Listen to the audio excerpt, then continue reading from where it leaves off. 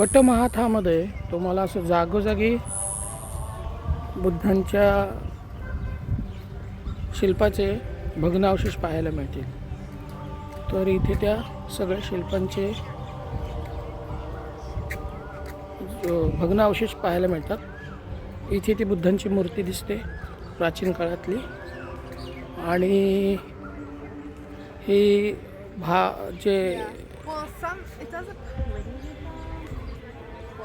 हे स्थापत्य थोडं कललेलं आहे इथे दिसते आपल्याला ते.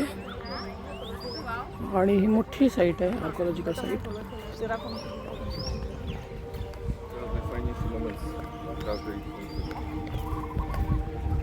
लोकांची खूप मोठी वर्दळ आहे आणि जागोजागी आपल्याला लोकांचा, पर्यटकांचा मोठा समुदाय इकडे दिसतो आपल्याला.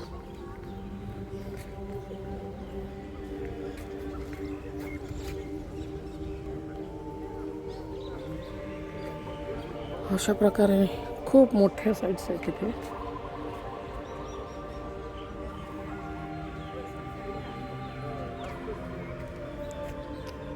आणि जागोजागी आपल्याला ते कललेले स्तूपांचे अवशेष दिसतात. ह्याच्यावर पूर्णपणे आपल्या महाबोधी विहार जो आहे, जिथे बुद्धांना ज्ञान प्राप्त झालं, त्याचा प्रभाव हे जागोजागी आपल्याला दिसतात.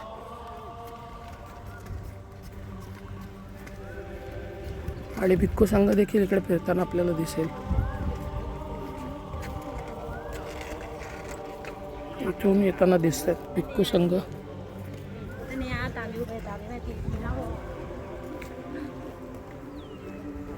हे विहारांचे अवशेष आहेत काही ठिकाणी.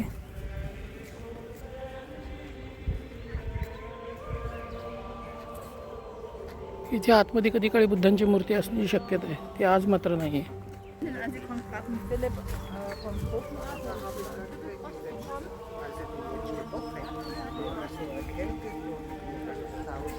ह्याच्यात कधी बुद्धांची मूर्ती असण्याची शक्यता आहे, ती मात्र आज नाही आहे. हे पारंपरिक कपडे आहेत इथले माऊथाईचे, आणि त्यांनी घातलेले आहेत ते.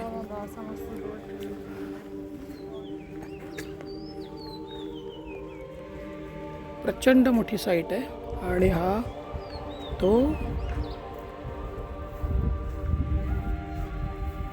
स्तूपा आहे. तो स्तूपा आज दिसतोय आपल्याला. त्याची अवस्था मात्र आज खूप भग्न झालेली आहे.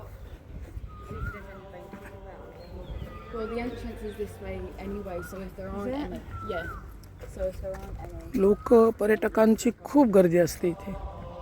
रात्री देखील ही साईट चालू असते. लाईटच्या याच्यावरून लक्षात येतं की इथे हा प्रवेश असेल. आणि आता हा प्रवेश मात्र हा विहार असेल. आता विहाराचे अवशेष येते. आणि आज मात्र तो संपलेला आहे, नष्ट झाला आहे पूर्ण. कमळांच्या पाकळ्याचं अंकन इथे दिसतंय. हे दिसतं आपल्याला कमळांचं अंकन. याच्यावर कधी काळी छप्पर असेल, पण आज मात्र नष्ट झालं आहे ते छप्पर.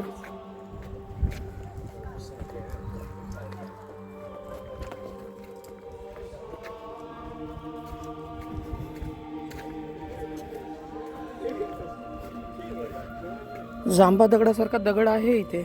जांबा दगड कसं काय आला? हा विहार आहे आतमध्ये प्रवेश करण्याचं आणि बाहेर येण्याचं. आणि हा आतमध्ये प्रवेश करण्याचा मार्ग होता. आपण चंक्रमण करतो, ते चंक्रमणाची हे इकडून आत प्रवेश केल्यानंतर चंक्रमण करता येतं. ती चंक्रमणाची जागा आहे. हा तो स्तूपा आहे.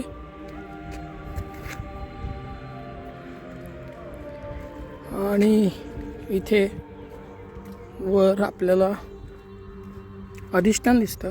म्हणजे याचा अर्थ कधी काळी इथे बुद्ध मूर्ती असण्याची शक्यता आहे. पण आज मात्र बुद्धांची मूर्ती इथे आपल्याला दिसत नाही आहे. ती आज भग्न झाली आहे किंवा इथून नेण्यात आलेली आहे. इथे बुद्ध मूर्ती असण्याची शक्यता आहे. इथून आपल्याला वंदन करण्यासाठी तिची जागा होती. आज मात्र ते नाही आहे. इथे बुद्ध मूर्ती असण्याची शक्यता आहे. मोठी मूर्ती असणार आहे, पण आता ती नाही आहे इथे.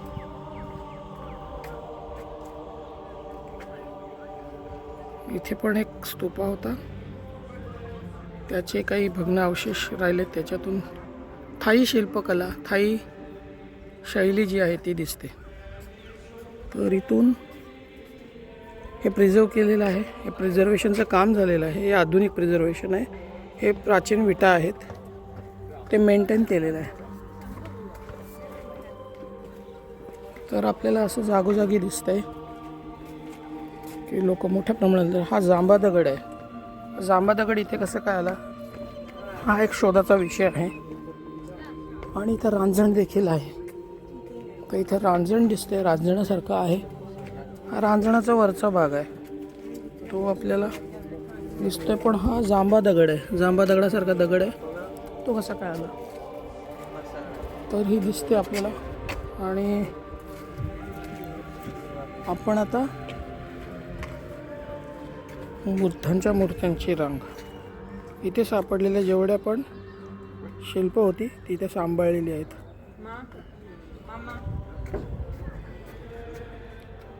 आपल्याकडे देखील आजच्या काळामध्ये अशा बुद्धमूर्ती सांभाळलेल्या आहेत. दगडात खूप कमी शिल्प पाहायला मिळतात. तिथं आपल्याला थाई शिल्पकलेमध्ये बुद्धांची मूर्ती जी आहेत, शिल्प जी आहेत, ती सगळी आपल्याला जवळपास भूमिस्पर्श मुद्रेत दिसतात. ती भूमिस्पर्श मुद्रेतील अनेक शिल्प इथे आहेत. इथे चढण्यास निर्बंध आहे, चढायला अलाउड नाही आहे. तर हे आपण आपल्याकडे पण तसे सांभाळले पाहिजेत. ही बुद्धांची मूर्ती आहे भूमिस्पर्श मुद्रेमधली, आणि आपण ते बघत आहोत. बुद्धांची मूर्ती आहे, आपण बघतोय. ती आपल्याला भूमिस्पर्श मुद्रेमध्ये दिसते. आणि ह्याच्यावर कधी काळी छप्पर असण्याची शक्यता आहे, पण आज छप्पर नाही आहे. आणि हा मोठा विहार असण्याची शक्यता आहे, कारण याचा आवाका पाहता विहार असण्याची शक्यता आहे. खूप मोठा परिसर आहे याचा, कारण की आपल्याला थाई शिल्पकलेमध्ये विटांचं बांधकाम जास्त दिसून येतं.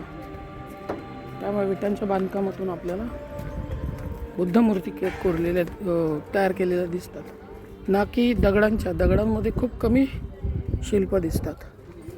इथे आपल्याला हा पूर्ण परिसर आहे ज्याच्यामध्ये आपल्याला हे दिसून येतं.